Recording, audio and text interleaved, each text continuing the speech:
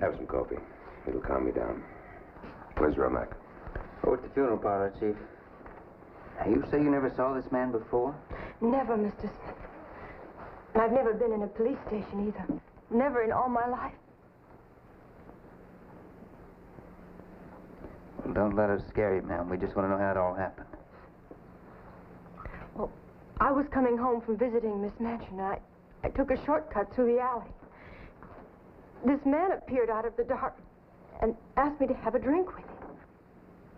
I told him I never touch liquor and I never talk to strangers. Then he shoved me against the wall, real angry like, grabbed my shoulder and cut it with his ring. You really fought with him, didn't you? I don't remember. I guess I must have grabbed his gun from his holster and shot him. 3 times, Miss April. We're not holding your act against you. Not in any of the 3 months that I've been here in Denver has anyone so much as looked at me. I wouldn't go as far as to say that. You're a mighty pretty girl. I guess I've been too busy being bookkeeper for Mr. McCready to notice any gentleman's glances. Yes, ma'am. Well, here's his things. How are you, Miss April? Just fine, Mr. Romack. Good. Well, I asked around. Nobody seems to have seen the fella before. Can't have been in town long. Of course, it's getting to be a pretty big town. M. Clarkson. Yeah. Name mean anything to you? No, but it looks like he spent a little time around Sacramento. Stable bill, laundry bill. Must be his hometown.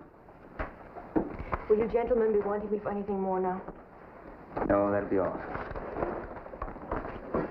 George, you want to see Miss April to her room? Sure thing. You will try and find out where he came from. No matter how bad he was, there might be someone who'd want to take care of his remains. That's exactly what we're going to do, ma'am. We're going to wire Sacramento tonight. If he has any friends or kin there, the authorities will locate them for us.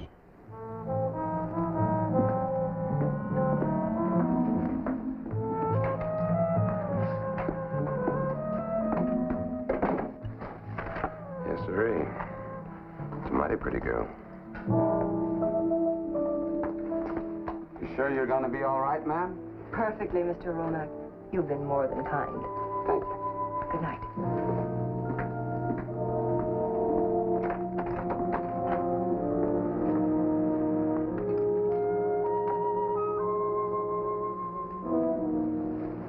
Dakota?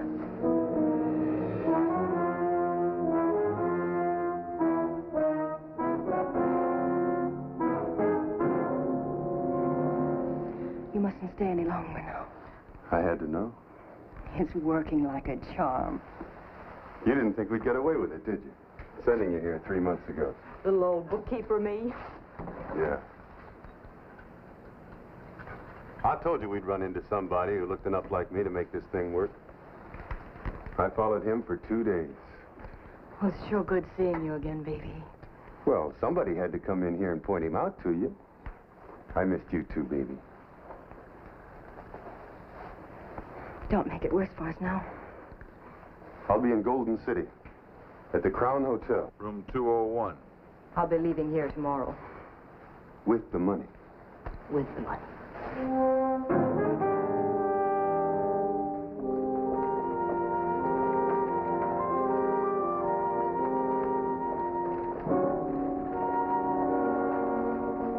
$5,000, Mr. Smith.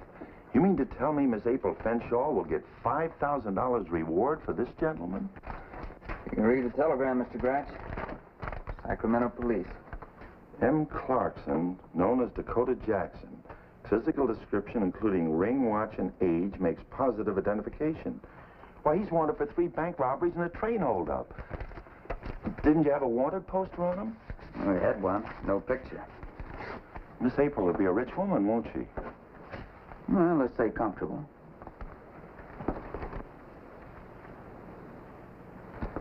Something eating on you, Smitty? Did you notice Mr. Dakota Jackson's hands? Well, what about him? Well, he must only have worn that ring of his after sundown. Well, how do you figure that? A man wears a ring for any length of time. It leaves a little white circle on his finger when he takes it off. You don't get calloused hands from robbing banks. Well, he probably ain't been robbing any banks for some time. Probably hiding out in some mine.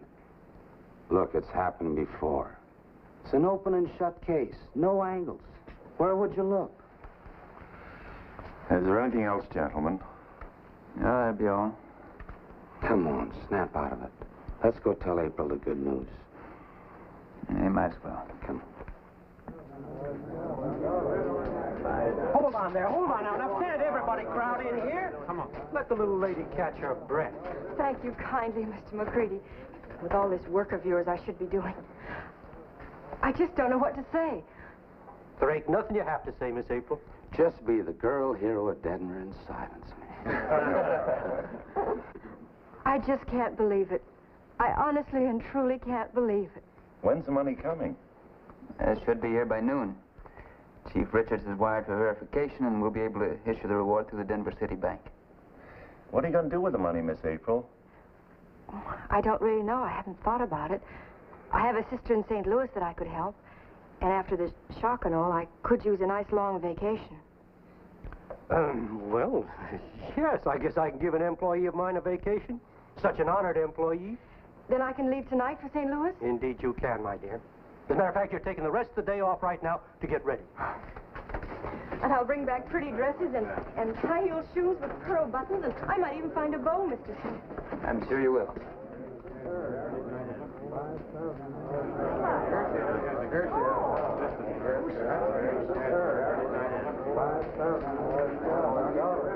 I guess my papa was right. He said hope is always immortal. Yes, ma'am. Just don't leave without all that money. You're joshing me, aren't you, Mr. Romack?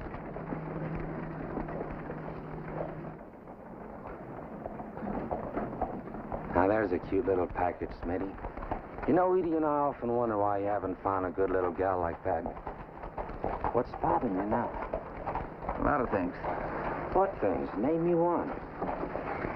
Dead man. All right. First of all, we've got a dead outlaw who never did a day's work in his life. Yet his hands are all rough and calloused.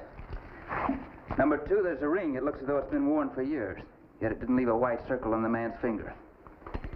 Number three, we're asked to believe the dead man was Dakota Jackson. Probably one of the fastest guns in the Southwest, yet a pretty girl has no trouble gunning him down. And that's why Smitty sent all the men out. When we couldn't find you, that is. But that wire from Sacramento absolutely identified the dead man as Jackson, didn't it? Yes, it did, but... And yet you took every man off the force and sent him out to check every rooming house and livery stable in Denver. I thought that was the best way to get some results. Look, Chief, that man that was killed didn't come into town on the stage. We checked at the office. So he must have ridden in. That means he must have a horse someplace. Besides, Smitty figures he rented a room somewheres. All we have to do now is find a rooming house where a guy rented a room and didn't show up last night. Simple. Have you any idea how many rooming houses there are in the city of Denver? Well, don't yell at me. I'm just his partner. He's the one who's always so dang suspicious. That's our job, isn't it? To be sure. A total of 8 men on the force. A whole town to be patrolled, and they're pulled off their jobs just... All right. All right, you can have the men, but for 2 hours. No more. I knew he'd see it our way. The chief didn't like it.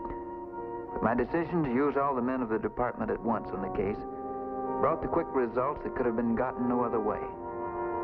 An hour or so later, Officer McGowan arrived with an old codger in tow. Howdy, Mac. Hi, Smitty.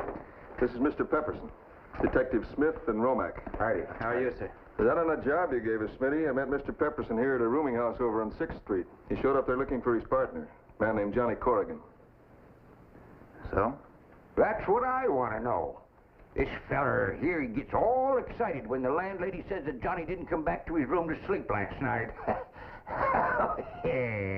If you fellers knew young Johnny like I do. Descriptions match? To a T. Now listen, what's going on here? What's all the fussing? Mr. Pepperson, you mind telling me what you do? I'm a miner, mister, with a claim over in the Platte country. And Johnny Corrigan is my partner. And if Johnny wants to have himself a time when he gets into town, it ain't no never mind to the police. That's right, Mr. Pepperson, except... Landlady say anything else? Nothing, Smitty. I took him to all the livery stables between here and the rooming house looking for Corrigan's horse. We found the animal at Sam's. At the stable behind the hotel? That's right. Riley, the hostler over there, says the man in last night's fracas owned the animal. Now, look, I'm asking you fellers just once more. Now, what's going on here? And where's Corrigan? I think we better go to the livery stable and have a little chat with Riley. You stick here, Mac. Right.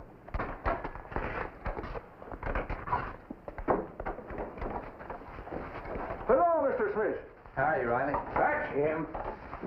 Yes, that's what belonged to the fellow that was killed last night. Are you sure? The one Miss April shot? Well, sure, I'm sure. When I seen him laying in the alley, I said, I'm going to have to sell the horse to pay for that feed bill. You fellers trying to say Corrigan's dead? We're not sure, Mr. Pepperson, but we'll find out. You mean maybe Miss April shot the wrong man? There ain't going to be no reward. Reward? What reward? Johnny Corrigan never did a wrong thing in his whole life. He was like a son to me. A fine, honest boy. Something's cockeyed here, Smitty. Well, we've been thinking there was. Mr. Smith, can I sell the horse or can't I? Better hang on to him for a while, Riley. I'll let you know. Come along, Mr. Pepperson. Let's take a little walk over to the funeral parlor. You better get Richards, George. Yep. That's Corrigan, all right. Or my name ain't Billy Pepperson. You sure? Take a look. He's got a knife scar on his right wrist. I ain't crazy. You live with a man 10 years. You know what he looks like. You got the wrong name on that man in the coffin, mister. He's right. The scar's there. This changes things a little. I told you. And he wouldn't attack no woman neither. I know better than that. Somebody lied to you, mister. I heard you were here. Anything I can do? No, Mr. Gratz, just a little more identifying. Nothing to worry about. Nobody else knows anything about this but us. You want your partner's death solved, don't you? I'd give him a store teeth. Then keep your mouth shut about the mistaken identity. As far as you're concerned, there's still Dakota Jackson back there till we tell you otherwise. Now, look, you go back over to the stable and tell Riley you made a mistake. Go ahead and let Corrigan's horse be sold. And you just sit tight till we tell you otherwise. Nothing wrong, is there, gentlemen? Everything's just dandy. I'll take care of that. Yes, sirree. I'll take care of that right away. Looks like our Miss Fenshaw isn't such a sweet little bookkeeper after all.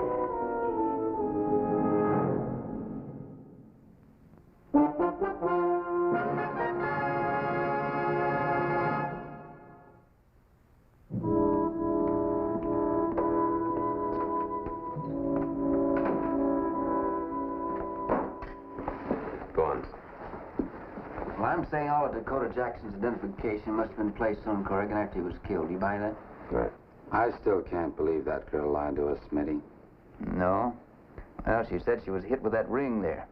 How could she get hit with it when the man didn't have it on till after he was killed? You sure she didn't swing this alone? Dakota had to have been with her. Where'd the ring and the watch come from? She didn't have a purse. Who carried away Corrigan's possessions? Boy, what someone will do for $5,000. No, it was for more than that, George. It was real smart. Jackson not only placed himself in a pauper's grave so the law would stop looking for him, but he had the audacity to let his lady love collect the reward for his death. Well, how do you want to handle this? I don't figure Dakota's in town. Not as she's leaving tonight. They'll probably meet someplace. George and I'd better follow her.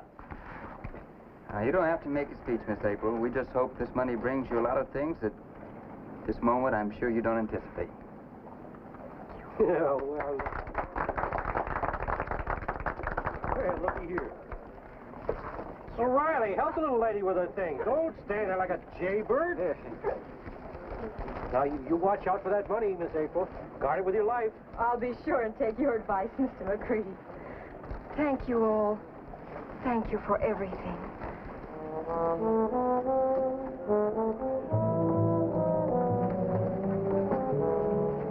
Get the horses ready, George. Let me have a long ride before that little bird lights on a limb. Just put them over there in the bag, Mr. Riley. Yes,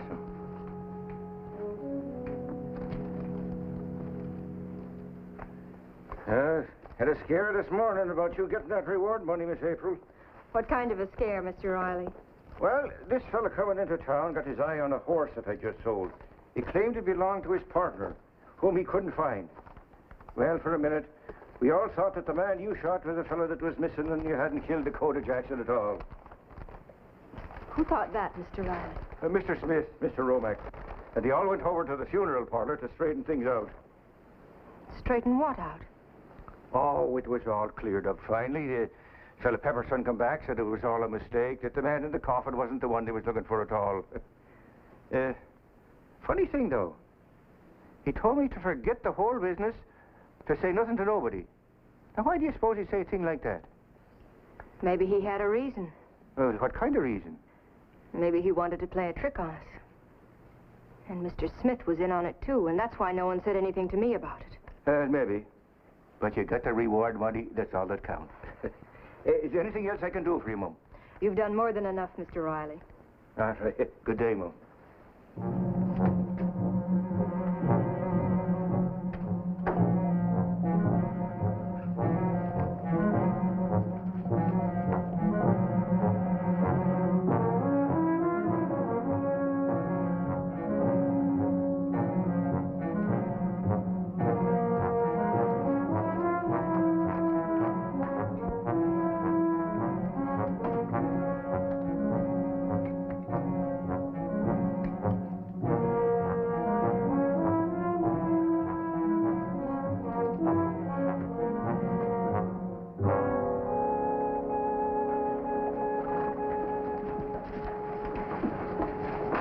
Arriving Golden City, bring extra luggage. Let me know if you have room for it. Deliver Crown Hotel, James Brown. That'll be 4:20. Didn't know you knew anyone in Golden City. Just a distant cousin. I wanted to tell him of my good fortune. That will get there before the stage, won't it? It'll be there in about an hour. Thank you. And good luck to you, Miss April.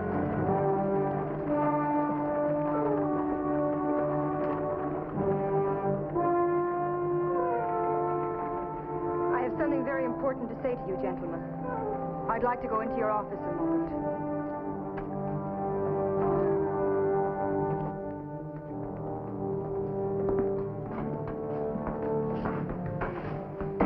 Could we be alone?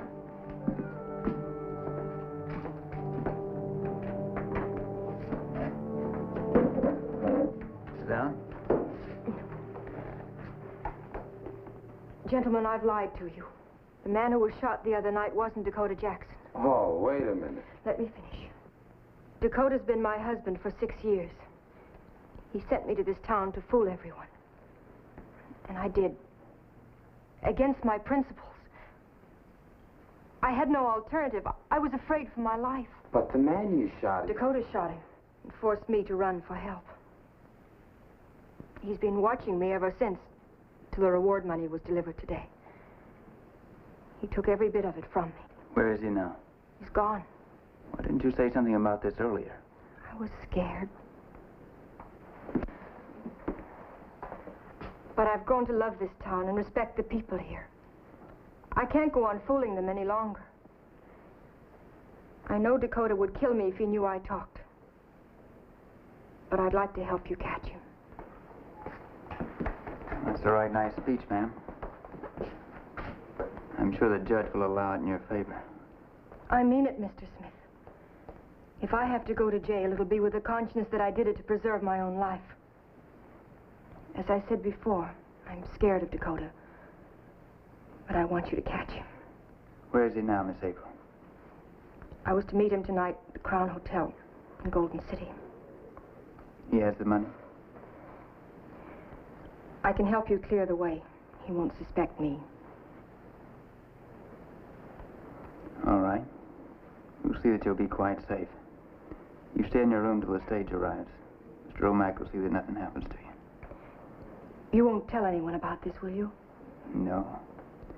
No, we wouldn't want any word to get back to Mr. Jackson. You will be careful, both of you? Yes, ma'am. We're always careful.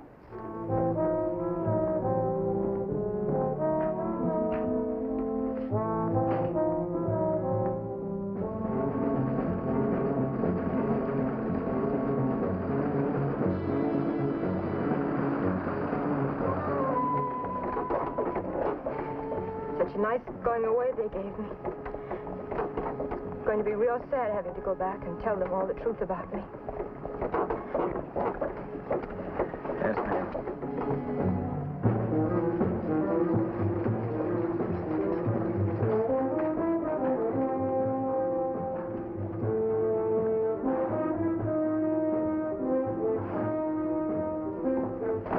He's in room 204, but you better let me go first.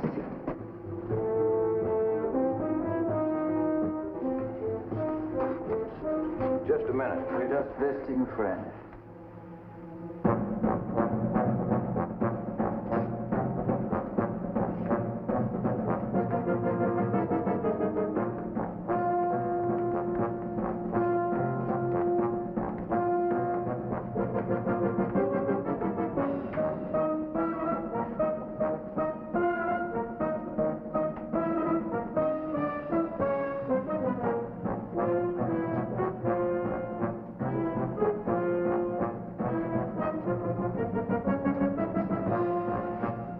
What's the matter?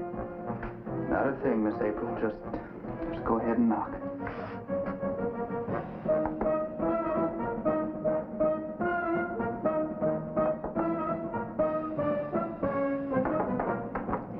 Dakota, it's me. Dakota.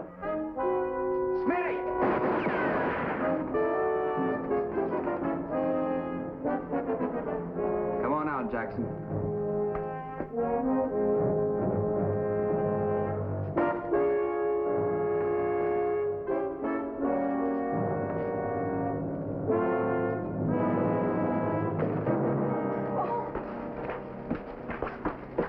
What's going on here? You better get your sheriff. What made you think he wasn't in 204? A couple of things. Number one, she hasn't told us the truth since this whole thing started. Two, when I checked the desk on the way in, the key to 204 was in the box. A man waiting for a pretty girl wouldn't go up and forget his key, would he? I wouldn't.